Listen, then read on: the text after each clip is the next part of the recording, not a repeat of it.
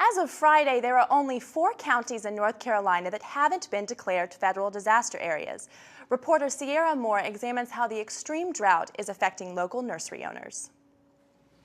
A local gardening store in Carborough is making adjustments to cope with the dry conditions, and workers are feeling the strain caused by the lack of rain. Because of the dryness, we've had to water a lot more often, and some of the landscaping jobs that we've done have required us to go out and put in irrigation systems and soaker hoses and to use techniques that we wouldn't necessarily use. Owner of the Fifth Season Gardening Company, Richard Quinn, says some of the plants can't tough out the drought, and the signs are everywhere. And then our nursery stock, what we have here for sale, we've lost a lot of it just because it's been so dry. We could water twice a day and it still, in some cases, wouldn't prevent plants from dying. Quinn says he hasn't experienced a drop in sales, but there has been an increase in the number of plants that have died because of the drought. Now they're just waiting for the rain. Customers are waiting for the rain too. Store employee Brannigan White says they're asking more questions about conserving water. The answers to those questions are obviously use more peat. More peat-based soils hold a lot more moisture in the soil. Watering early in the morning or late in the evening is one of the things they can do. People may buy a few less plants when it dries out, but in terms of fertilizers and pest control products and soils and house plants and those kinds of things, we've sold as many of those this summer as we have at any point. Based on the long-range forecast, Quinn's going to have a lot more dead plants soon. In Carborough, I'm Sierra Moore, Carolina Week. The National Weather Service says the next 14 to 18 days won't bring much rain. Laura Pagano will have more in weather. Students, beware. There's a higher price to pay for your late library books this year. Once your books are 3 days late, you'll have to shell out 50 cents for each additional day. But recalled overdue books now cost $1 per day with no grace period. After 42 days, books are considered lost, and it'll cost you at least $100. ITS and student government are teaming up to try out a new computer option for students. The Lenovo X60 is a tablet PC that has a screen you can change into a digital notebook by turning the screen around. You can then write or draw on the screen. This PC also offers a fingerprint security system. The tablet computer is available for students to buy in the RAM shop, and 25 students will get loaners for the rest of the school year. Officials want to test the impact it has on the student learning experience. To apply for the program, go to our website, carolinaweek.org. A recent study by a team of researchers from UNC and Norway shows pregnancy increases the risk of developing binge eating disorder. Previous studies found that eating disorders went into remission during pregnancy, but this latest research points to the opposite, especially for women in low socioeconomic situations. Binging is different from normal pregnancy cravings. Women who binge feel out of control and often eat large amounts of food in a short amount of time. In addition to obesity, binge eating also causes other health problems, such as anxiety, depression, and insomnia. Carolina has a diverse student body, and the National Pan-Hellenic Council is celebrating that diversity all week long. Tuesday night, students gathered in the Stone Center to discuss racial stereotypes. Students split into different groups based on their self-identified ethnicities. Then, each group listed out stereotypes about African Americans, Caucasians, Hispanics, and Asians.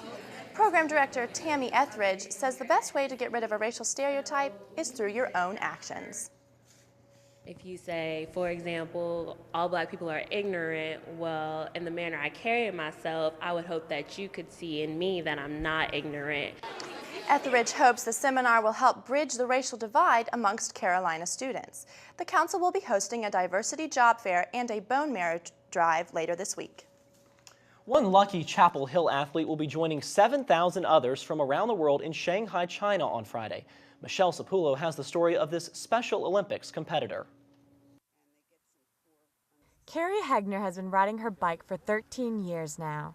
She has Down syndrome, but that doesn't stop her from making her dreams come true.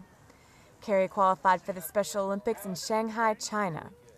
This is her first time going to China, and she can't wait for her trip. So I'm really excited, and I'm just looking forward to having a good time and have all of my friends in Special Olympics cheer me on and my family. Carrie practices every day. Her mother, Karen Hegner, says she loves seeing Carrie's hard work pay off.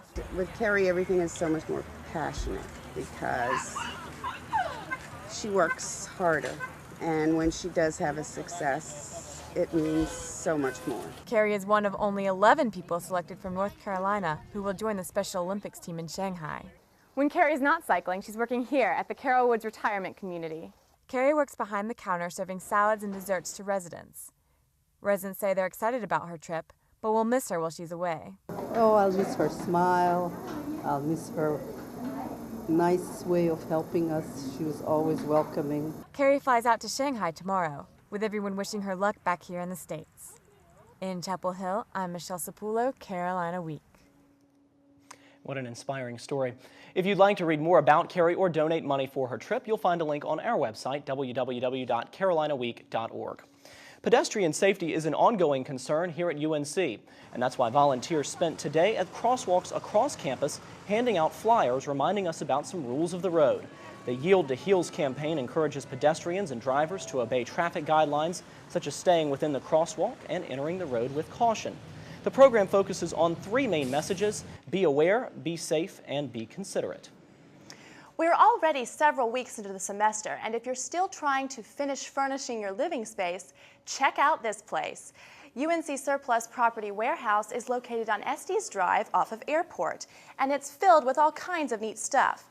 University departments send their surplus here. If warehouse workers can't divide it back among the university's other departments, then they sell it for a fraction of the cost. Need a desk? Try one of these from Student Housing for $15. Chairs, just $5. And they have more than enough computers to save you from your next laptop tragedy. Manager Al Jeter says that what he really wants is to reach out to students. But it's the students that I really want to get to, right? Because they're the one that has the least amount of money to spend, and they're trying to pay for the education. Their parents are trying to, make ends meet. The UNC warehouse is open to the public from 8 a.m. until 4 p.m. on Tuesdays and Fridays. And we're joined now by weathercaster Laura Pagano.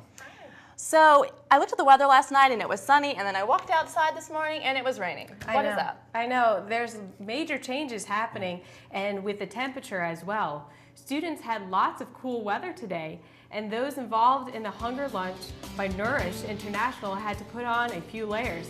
I'll tell you if the chill will stay on the hill after the break.